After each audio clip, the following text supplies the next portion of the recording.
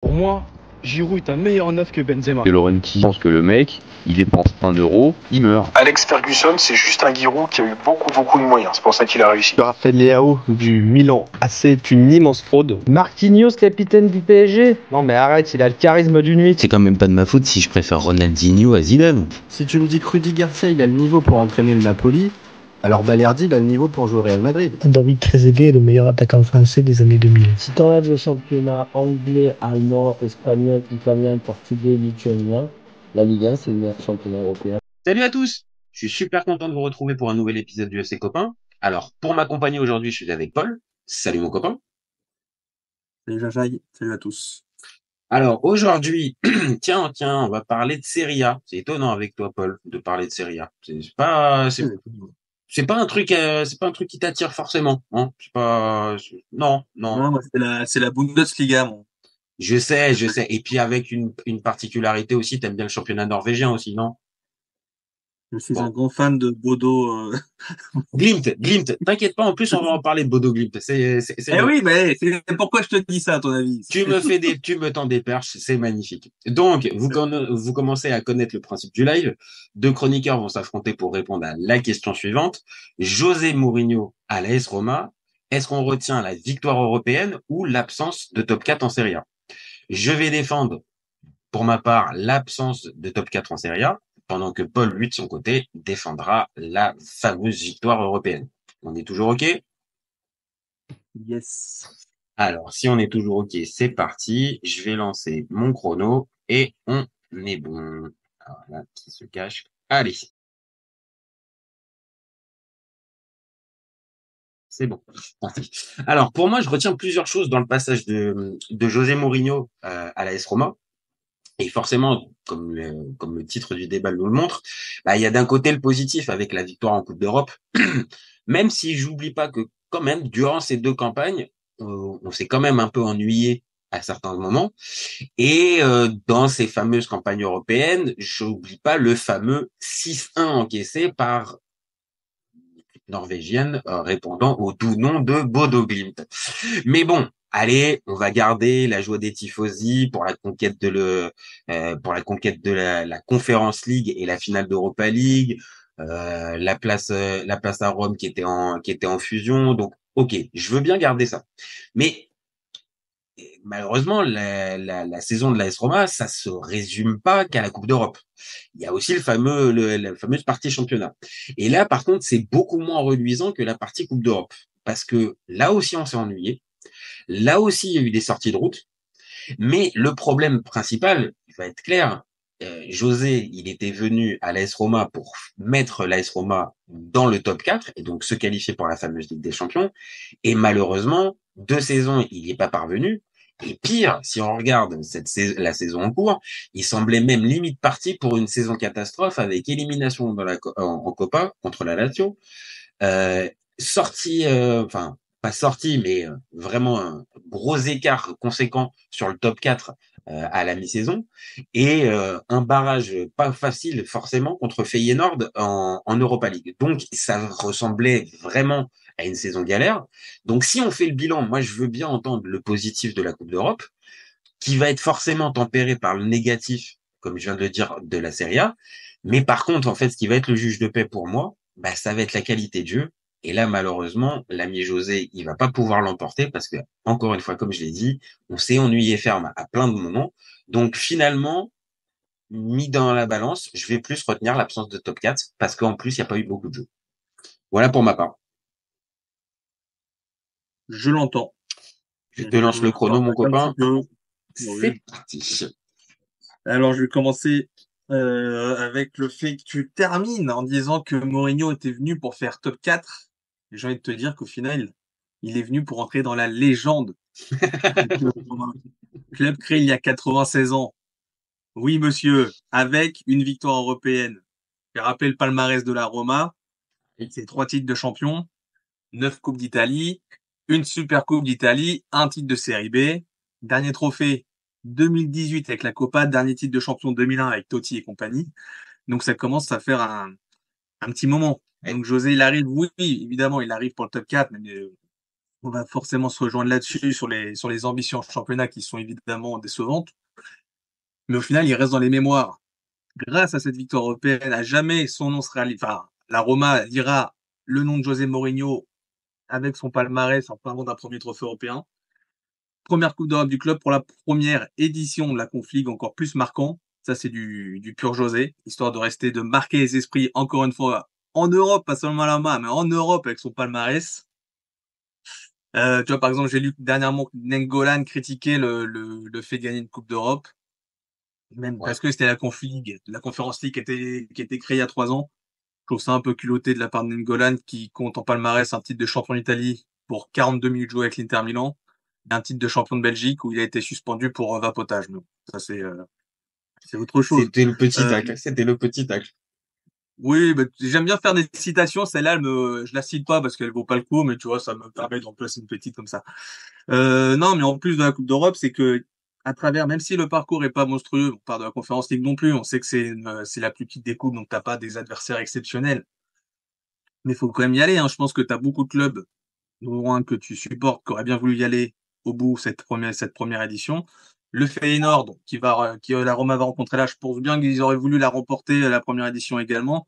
Donc faut bien, voilà, tiens les vainqueurs en finale, même si c'est un petit trophée, ça reste un trophée européen et si cette coupe est amenée à rester je sais pas, pendant 15 ans, 20 ans, bah, ça montre bien qu'il y a un intérêt derrière cette coupe. Donc, pour moi, on retient évidemment ça. Ok.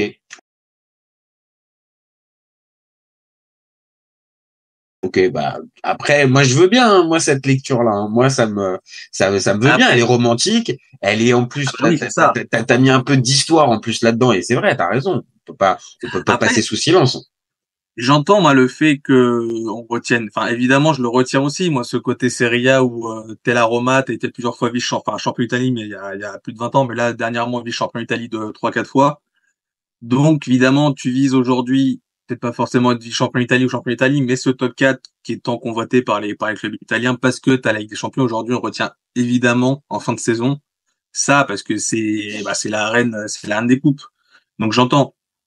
C'est qu'il y a ça et c'est qu'il y a aussi dans ce parcours, moi que je trouve quand même un peu chaotique en Serie A, c'est qu'il y a aussi des défaites dans les derbies, il y a aussi des qualifications de la Lazio par exemple. Là pour cette Champions League, la Lazio ils s'y sont qualifiés par le biais du championnat. Alors bien sûr, il pourra toujours y avoir dans le jugement évidemment, est-ce que l'année dernière quand tu fais un parcours fort en Europa League et que tu sais que si tu remportes l'Europa League, tu te qualifies pour la fameuse Champions, est-ce que ça peut pas jouer? Ça, à la limite, je suis pas stupide, je suis obligé de lui concéder.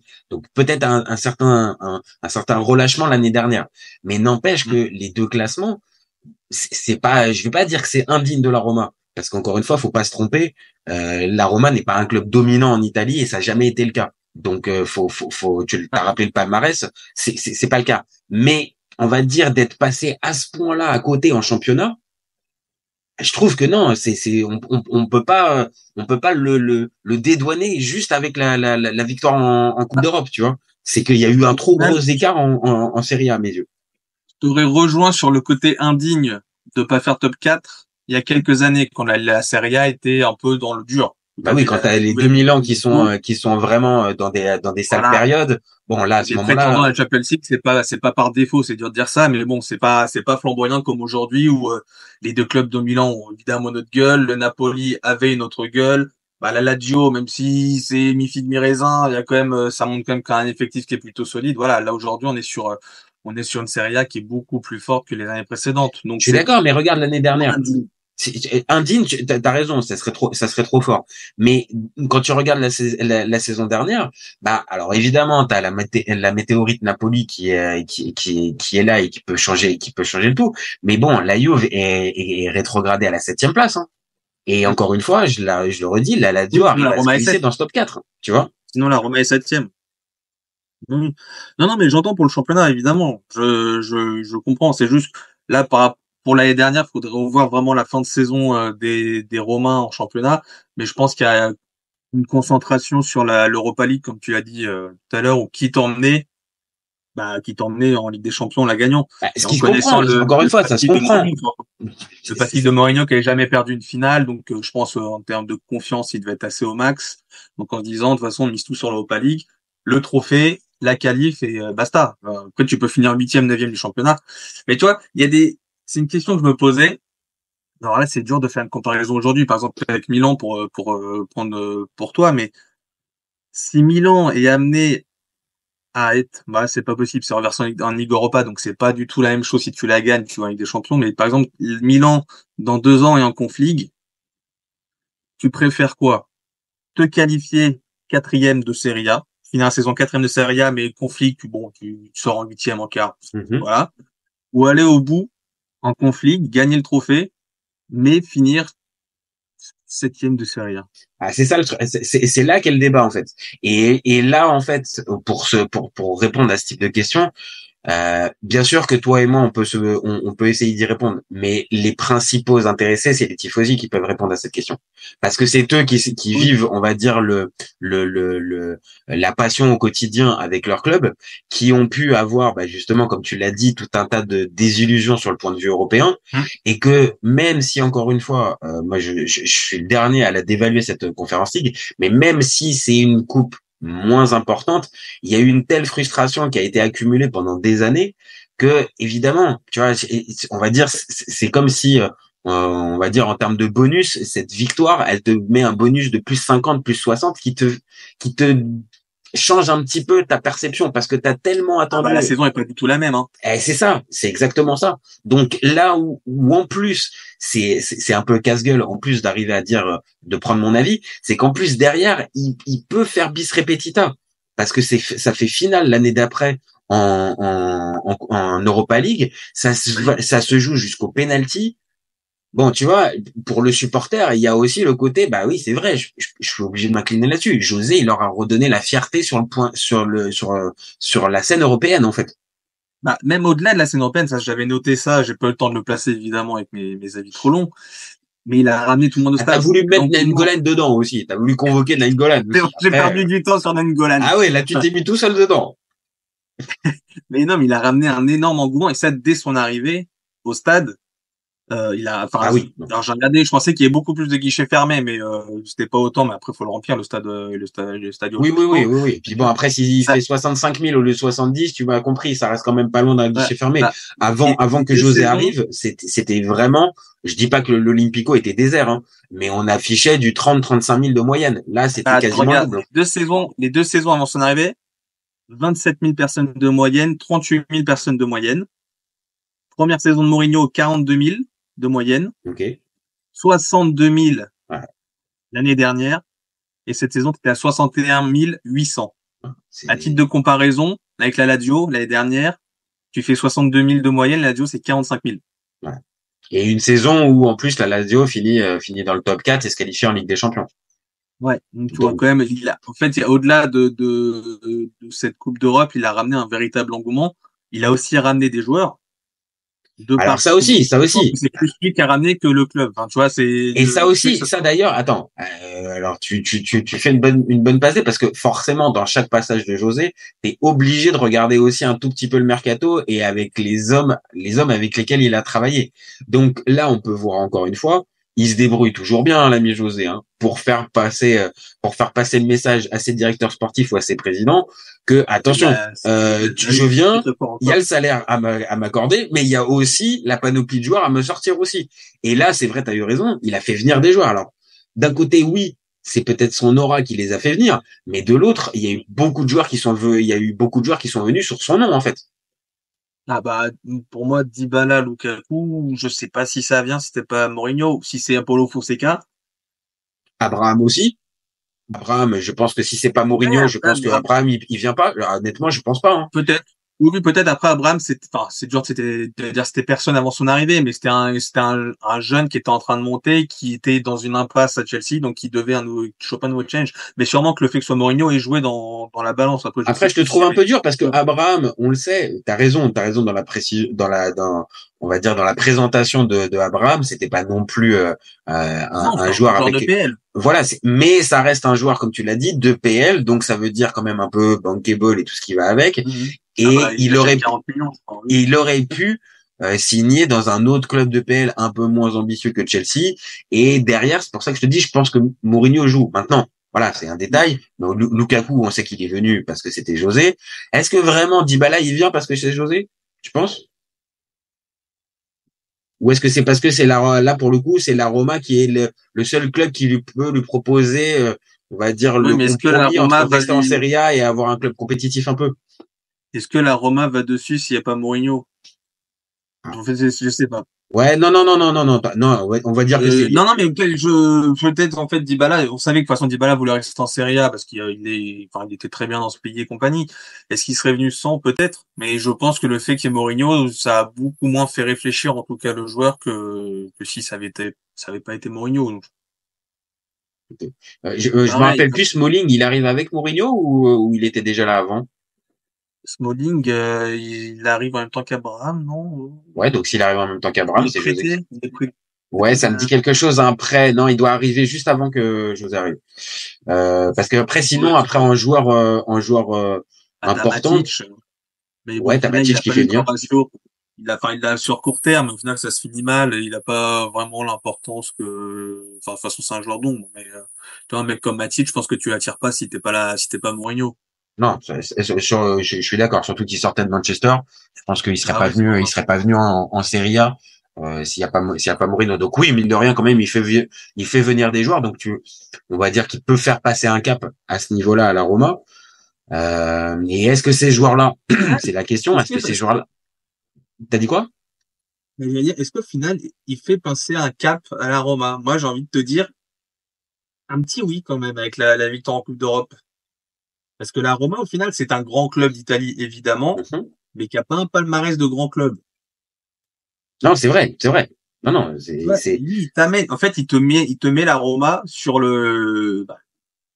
sur un palmarès en Coupe d'Europe. Enfin, c'est quand même un truc, c'est un truc notable pour un club comme la Roma qui était néant au niveau européen, à part une finale de Ligue des Champions. Ouais, oui. Et puis c'était ancienne période, c'était dans les années 80, donc c'est ça, tu vois. Et c'était un one shot, c'était vraiment un one shot. L'équipe avait performé et avait pu se retrouver à ce moment-là. Mais oui, t'as raison. En fait, après c'est toujours la même chose. C'est-à-dire que cette fameuse, pour un club qui était en quête de parcours et de surtout un trophée européen, forcément. Un entraîneur qui vient, qui fait 2 ans et demi, qui t'amène 2 fois en finale de Coupe d'Europe et qui en gagne une, forcément ça reste. Mais je l'ai dit aussi dans mon avis tranché, la qualité de jeu, on peut pas mettre sous silence aussi, parce que c'est-à-dire, moi je veux bien, il fait passer un cap, mais faire passer un cap à une équipe en jouant comme ça, bon, c'est quand même ennuyé ferme quand même. Hein. C'est le hic. Bon, enfin, de toute façon, c'est le niveau de jeu de la Roma qui est un niveau terrible. Ça, c'est évident que là-dessus, je peux pas défendre. Hein. On est d'accord. On est d'accord que ce genre-là, c'est compliqué de le défendre, José. En fait, en Coupe d'Europe, pour moi, je le prends pas en compte, ce niveau de jeu. Parce qu'au final, tu vas retenir quoi du parcours de conflit? Tu vas retenir la victoire et basta. Alors que pourtant, en phase de poule, tu prends branlé par les Norvégiens. Donc, tu vois, ça aurait pu être marquant. Et je pense qu'au final, tu l'oublies. Là, c'est la touche Allegri, là, en fait, là, c'est la touche Max Allegri qui ressort, là, en fait. Là, bon, on retient que le résultat. En fait. José aurait pu dire, gagner, c'est si simple, tu vois, ça fait tout oublier. Non, mais attends, faudrait regarder, mais pas impossible. Faudrait regarder, mais pas impossible qu'il l'ait sorti, celle-là, hein, quand même. Gagner, c'est si simple. Oh, c'est pas impossible, hein. Ça serait pas impossible du tout. Il y a des similitudes entre les deux bonhommes, quand même. Donc oui, il y a certains aspects où ça se rejoint facilement. Donc oui. Non, mais tu vois, en Serie A, oui, en Serie A, c'est pour ça que je suis assez partagé sur la question. Je te disais avant, pour moi, c'était un 55-45 victoires européennes, 45 du coup pour le top 4. C'est qu'en fait, oui, le top 4 reste une immense déception. C'est que t'as jamais été proche, au final, de le faire. Ah oui, t'es toujours dans la zone. T'es toujours dans la zone, pas très très loin. On l'a dit à certains moments, t'es décroché parce que il y a les parcours en Coupe d'Europe et tout ça, mais t'es toujours dans la zone, mais tu n'es jamais véritablement dans le top 4, un acteur majeur, et à la limite où tu pourrais te dire peut-être, comme certains clubs à certaines saisons, t'as fait 30 matchs sur 38 dans le top 4 et puis tu t'es écroulé sur la fin. Là, on parle vraiment, le top 4, tu l'as toujours vu de près, enfin de pas très très loin, mais t'as jamais été dedans en fait. Et les débuts de saison sont pas bons. à plusieurs reprises. Les débuts de saison sont pas bons. Et forcément, je comprends encore une fois la fierté qui rend aux supporters, mais de l'autre, ouais, cette stagnation en Serie A, c'est ton pain quotidien en fait la Serie A. Et ne pas retrouver la Roma dans ce top 4 pendant 2 ans et demi, quasiment 3 ans, bah ouais, franchement, non, pour moi c'est échec ça. Tu vois, par exemple, l'année dernière, je retrouve les 8 dernières journées. J'ai commencé à regarder, ouais. La Roma était dans le coup. Enfin, vu le résultat, je pense que la Roma était dans le coup parce que les 8 dernières journées du championnat l'année dernière, t'as une victoire, c'est la dernière journée. Ouais, c'est ce que je pense. Ouais. Défaite, nul, défaite, nul, défaite. Donc je pense que le fait, en fait, c'est ce qu'on disait tout à l'heure, c'est que l'Europa League, t'as tout misé sur l'Europa League. Ah, t'as fait un all-in. T'as fait un all-in sur la Ligue. Mais encore une fois, ça peut se comprendre. Ça, oui. Ça peut s'entendre. Mais sauf qu'après. d'un Mourinho qui a jamais perdu en finale. Donc oui. Mais sauf qu'en fait, là où ça pose problème, et c'est pour ça que moi je ramène ça à la qualité de jeu, c'est-à-dire que c'est toujours le souci avec les entraîneurs qui sont basés uniquement sur le résultat. C'est-à-dire qu'en fait, tu ne seras jugé que sur quoi? Que sur le résultat. C'est-à-dire que l'année d'avant, t'as une histoire en tout cas là-dessus, oui. Et donc, si ça se passe mal, bah, t'es basé sur le niveau de jeu. C'est ça. Alors que là, pour le coup, si alors je dis pas forcément du Zeman ou du Guardiola, mais si juste ton niveau de jeu est quand même plus acceptable, bah peut-être que là, tout simplement, à l'arrivée, là, milieu de saison, t'es 9e de championnat et tout ça, peut-être que t'es encore là encore. Mais sauf que là, t'additionnes les mauvais résultats, on va dire plutôt la mauvaise dynamique et la mauvaise spirale. Et après ça, tu ajoutes en plus la qualité de jeu qui est pas bonne. Bah, j'avoue que t'es dirigeant de la Roma, au bout d'un moment, tu fais, bah non, en fait, là, clairement, on va pas y aller cette année non plus en Ligue des Champions. Ça, c'est mal pris, oui. Et même avec de mal parti, enfin, je pense que ça changerait pas énormément. Mais, non, mais de toute façon, après, je sais pas s'il allait aller au bout quand même avec, tu vois, il aurait pu, c'est con, hein, mais il aurait pu t'emmener encore en Europa League super loin. C'est ça qui est fou, au final. Même en jouant mal. Parce que les dernières, c'est le cas. C'est-à-dire que là, c'était rejouer encore Feyenoord. Mais je me trompe, mais ça fait 3 fois qu'ils se jouaient Feyenoord. L'année dernière, ils les sortent en Europa League. Ouais, en Europa League, ils les sortent, ça je me rappelle. oui, évidemment, la finale contre. Ah oui, c'est devenu un classique, le Roma Feyenoord. Mais là, pour la Roma, on va voir cette année, mais à chaque fois, la Roma a l'avantage. Bah, là, après, c'est la question, même si après, là, maintenant, c'est pas l'objet de notre débat, mais est-ce que pour le coup, on est obligé forcément de la poser un tout petit peu, mais est-ce que, pour après José, est-ce que l'ami Daniele De Rossi, c'est véritablement le bon choix? Moi, j'aime beaucoup le joueur, hein. Moi, je te dis oui. Enfin, j'ai pas vu la gueule du contrat. C'est moi et tu repars sur un autre cycle. Tu penses que ouais, il fait le tampon avant un autre coach? Bah, pour moi, c'est un Mazzari, mais sans l'obligation du 4-3-3 et sans l'obligation du top 4. Oh non, c'est quand même pas gentil quand même de le présenter comme ça quand même, tu vois. En fait, bah, j'aime énormément De Rossi, le joueur qu'il a été et tout. Ah, c'est oui, juste qu'en coach, il a juste fait la SPAL, non? Ouais, c'est ça. Bon, après, la SPAL, c'était pas forcément, voilà, Non, mais ce que je te dis, c'est qu'on n'a rien vu. Parce que tu commences un bourbier, donc en fait, c'est dur. C'est pour de voir. C'est là, je pense que c'est en se dire, tu viens Mourinho qui avait quand même un affect, les tifosi avaient un affect pour lui. Tu ramènes De Rossi derrière, bon, bah voilà. Mais c'est très malin de la part des dirigeants. Non, attention, oui. Soit bien clair. Tu peux pas critiquer derrière. Ah non, mais tu t'achètes la paix sociale. Tu t'achètes la paix sociale parce que José, comme on l'a dit tout à l'heure, José, il est extrêmement apprécié de la majorité des supporters de la Roma. La majorité, j'ai même vu quand il est parti de Trigoria, j'ai vu les supporters en larmes, machin. Bon, ça a été même un poil too much. Mais bon, mais on voit bien qu'il était quand même très très apprécié. Donc évidemment, c'est un choix un peu impopulaire pour une partie, mais si tu mets De Rossi à la place, bon bah évidemment, comment tu veux qu'un supporter de la Roma digne de ce nom aille, on va dire, mettre De Rossi, on va dire en position délicate dès son arrivée. Non, il sera pas sifflé, il sera accepté. Maintenant, les qualités. Non, mais même s'il se foire, je pense qu'il sera pas sifflé. C'est juste en disant, tu sais, moi ça me fait penser. Alors c'est pas du tout, évidemment, je compare pas les deux personnes. Et je parle juste de l'arrivée et en gros du projet court terme, le retour de Ranieri de la Roma, il y a quelques saisons, où il est venu en pompier juste pour sauver les meubles, en gros. Et il est à la fin de saison, il est reparti, et en fait, il faisait pas du beau football. La Roma, au final, je sais même plus comment ça fait, mais c'était pas, enfin voilà, il termine mieux que son arrivée, je crois. Et il est parti avec le standing ovation. Parce que on sait. Ah non, mais ça peut être, alors, si c'est ça. C'est pareil. Si c'est ça, c'est-à-dire que si c'est juste, on va dire c'est moche à dire, mais si c'est un pansement pour terminer la saison et que derrière ça, on va dire il y a un vrai choix avec un homme fort, on va dire un homme qui est là pour un an, enfin pour 2 ou 3 ans minimum. Bon après tout, ok, ça peut s'entendre. Moi j'ai juste peur que De Rossi se crame et que derrière ça, ça soit compliqué pour lui pour retrouver quelque chose. Mais c'est plus à ce niveau-là. Maintenant. Et c'est une possibilité. Non, mais enfin, s'il se foire, oui, ça fera peut-être, déjà lui, ça lui fera très mal, à mon avis. En tant qu'amoureux du club et tout, ça, c'est sûr que le mec va en prendre un coup. Et sur son CV, ça fera 2 échecs après la SPAL. En plus, échecs courts les 2, parce que la SPAL, il fait pas longtemps au final, hein. Non, il doit même pas faire 6 mois. Je suis même pas sûr qu'il fasse 6 mois. Ouais, c'est à voir. Mais pour moi, oui, il vient en une sorte de pompier de service en disant, faut regarder le classement, mais en disant, faut qu'on termine européen, quitte à faire la conflit, tu vois, tu nous sors de cette 9e place de merde. Sachant que c'est possible, hein, quand même, hein, tu vois. Ils sont en retard sur le top 4, ça c'est évident. Par contre, pour les places européennes, ça peut encore se faire. Et puis, il reste aussi cette fameuse Europa League, dans laquelle ils sont encore qualifiés. Donc, est-ce qu'après, De Rossi ferait la même chose que Mourinho à faire un all-in sur la compète? J'en sais rien. Après, comme on l'a dit, hein, la Copa, ils sont éliminés.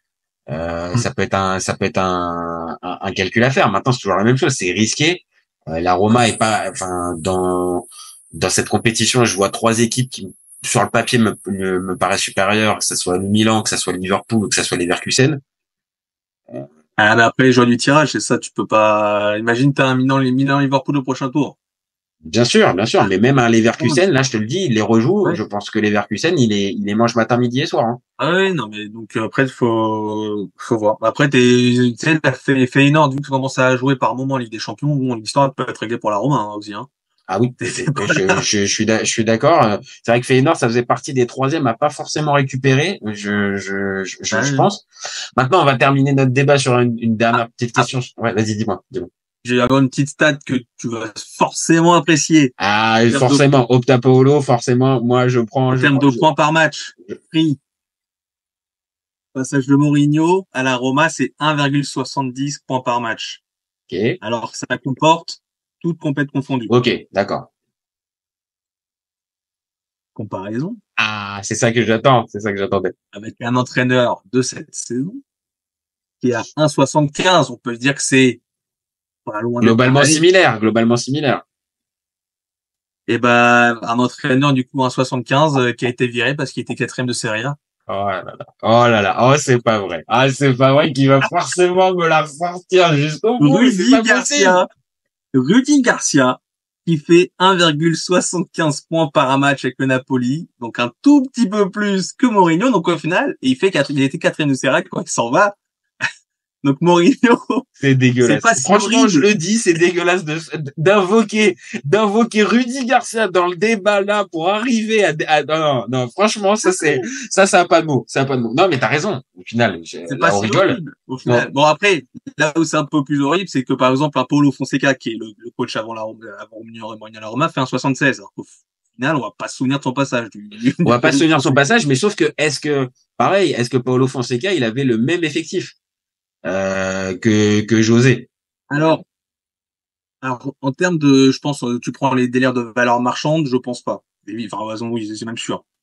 C'est juste que pour moi, c'est dur de comparer, mais pour moi, il y avait beaucoup plus une notion de la Roma en fait sans star où c'était Dzeko qui menait un peu l'équipe, tu vois, où c'était beaucoup plus humble, on va dire. Plus cohérent. Et là pour le coup c'est pareil sur la qualité de jeu. Alors après, je le sais, certains supporters de la Roma étaient un peu déçus et je peux le comprendre de certains matchs en Coupe d'Europe où vraiment la Roma était passée complètement à côté. Je me rappelle contre Manchester où ça s'était mal fini en Europa League. Donc bien sûr. Maintenant, la qualité de jeu sous Fonseca, c'était quand même, je pense, un poil supérieur qu'avec José. Ah bah, sans pour faire pire que Mourinho, faudrait prendre Allegri à la Roma. C'est ça. C'est ça. Faut Et mettre c'est qu'en Zari. fait, c'est ça, c'est là qu'est le problème, en fait. C'est que José, encore une fois, les résultats, bon, bah, tu vois, on vient de faire le débat. Bon, ça peut se défendre d'un côté comme de l'autre. Mais c'est qu'en fait, on est malheureusement encore plus ces dernières années, mais rattrapé par toujours ce côté. C'est qu'en plus, on se fait chier quand on regarde les équipes de José.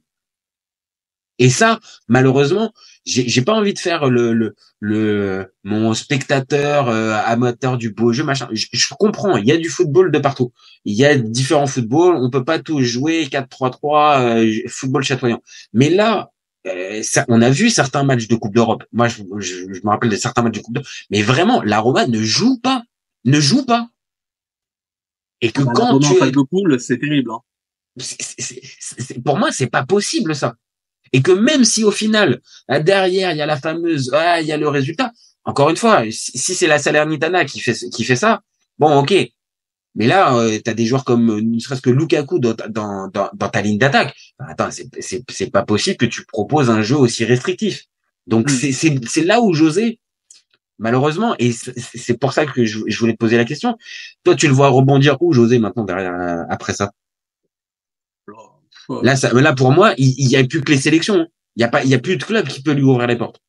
Bah, bon, Serie A, je pense que c'est fini parce qu'entre l'amour pour l'Inter et là, le Roma qui a l'air d'avoir marqué aussi Ouais, de l'avoir marqué et tout ça, je pense que oui, la Serie A.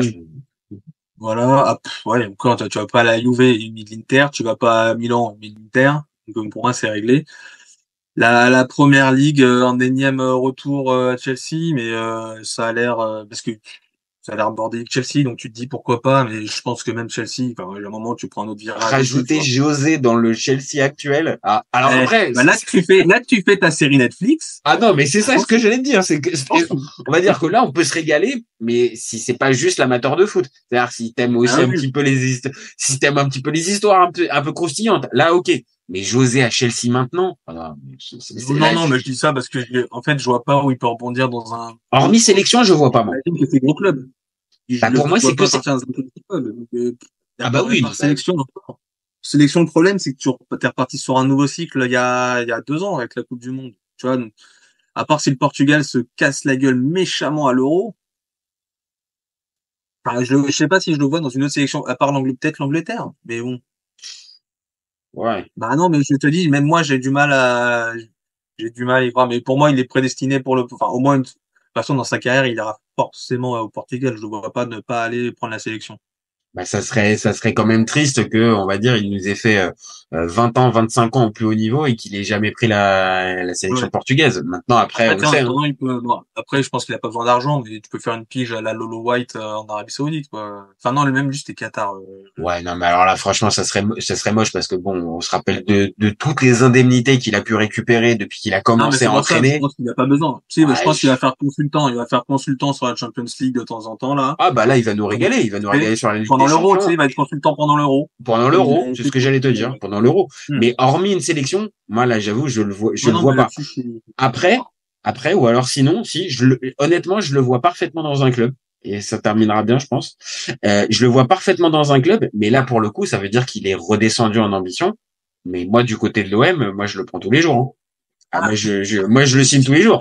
Maintenant, bah, mais s'il y a la vente OM, pourquoi pas? Ah non, mais même sur la vente OM, hein. Le projet qui peut être pas mal. Villas-Boas, qui est enfin candidat pour la présidence de Porto, gagne l'élection. José retour à Porto. La doublette, mais je crois qu'ils s'étaient embrouillés depuis. Descendant. Ah, ils sont embrouillés, bah merde. Je crois qu'ils s'étaient embrouillés. Ils étaient un peu en froid. Villas-Boas, il avait eu le surnom de Baby. Bah oui, de Special 2. Ben voilà. Tu vois, classe, là. Tu as les deux ensemble. Donc, je pense que c'est invivable, hein, mais Écoute, moi, j'entends ta proposition pour le Porto. Pourquoi pas l'OM peut être rigolo. Mais contre le PSG, ça peut être très, très rigolo. Honnêtement, ça peut être rigolo. Honnêtement, ça peut être vraiment, ça pourrait être rigolo. Mais pour ça. Voilà la vente. Bah, il faudrait soit la vente ou tout simplement que José redescende en gamme. Et ça me fait mal, mais voilà. Que la vente, et il faudra faire un choix. Zizou ou Mourinho. Moi, je pense qu'on peut pas mieux terminer notre débat. Je pense que là, franchement, on a trouvé une bonne porte de sortie. Donc, écoute, ouais, je pense que là, José, en tout cas, on est d'accord, ça va être compliqué pour rebondir derrière.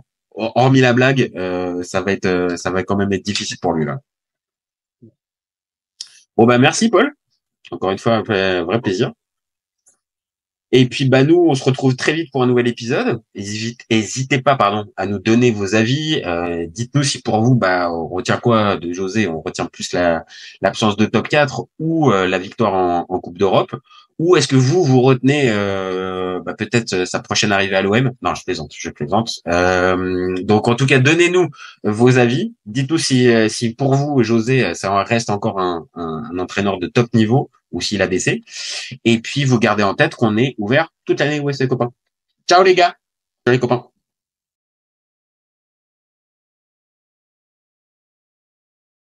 Si tu lui enlèves la vitesse, Vinicius est un joueur moyen. Mbappé là pour les pépettes et pas forcément pour la compète. Si tu me dis que Rudy Garcia il a le niveau pour entraîner le Napoli, alors Balerdi il a le niveau pour jouer au Real Madrid. Je rappelle Léao du Milan AC est une immense fraude. Deschamps est jamais aussi bon que quand il fait du Deschamps, de la rigueur. Le débat qui est le meilleur entre Messi et Maradona, alors qu'on sait tous que le meilleur 10 argentin c'est Riquelme. Après, moi je conseille aucun joueur d'aller au PSG déjà de base. Parce que Laurent qui pense que le mec, il dépense 1 euro, il meurt. Pour l'euro, il est blessé, je sais pas, faire pas Griezmann.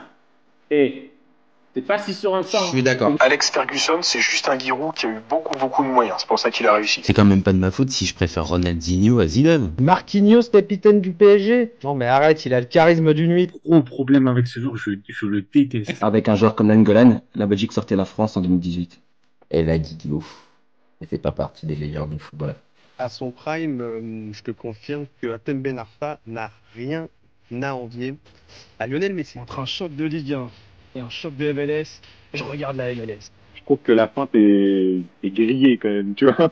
J'ai pas peur de dire que Bounassar, à son prime, il avait 4 cafous dans chaque orteil. Guardiola, meilleur coach de l'histoire. C'est même pas le meilleur coach de l'histoire du Barça. Mais il faut arrêter avec Payet, c'est un grand joueur. Si t'enlèves le championnat anglais, allemand, espagnol, italien, portugais, lituanien, la Ligue 1, c'est le meilleur championnat européen. Heureusement, il y en a un avec un style différent, Diego Simeone. Cet été, il y avait encore des mecs pour dire que Mourinho, c'était l'entraîneur parfait pour le PSG. D'un moment, faut arrêter d'avoir un temps de retard. Merci pour les travaux, Kylian. Maintenant, tu peux aller au Real. Pour moi, Giroud est un meilleur neuf que Benzema. Pour moi, Neymar, je suis désolé, mais c'est vraiment le meilleur joueur du monde de poker. Totti, pour moi, c'est un meilleur joueur qu'Alessandro Del Piero. En 2023, j'ai plus confiance en Franck Hez que Max Allegri.